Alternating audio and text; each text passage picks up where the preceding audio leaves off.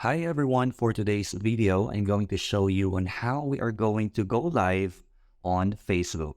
Let's get started. Firstly, we need to make sure that we do have an updated Facebook account. We can do so by going into our App Store and update our account. Once we're done updating our account, we can go ahead and log into our Facebook account. Once we are on this part, all we need to do then is to click what's on your mind. And if you try to notice our screen right now, we have here the option to have live video. So we're going to click this. And if you try to notice, we can add a description on the video that we are about to share. So just like for example, I am partying right now.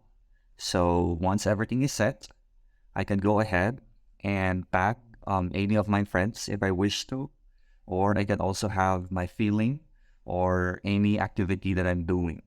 So once done, I can go ahead and click this. And once everything is set, I can go ahead and click go live.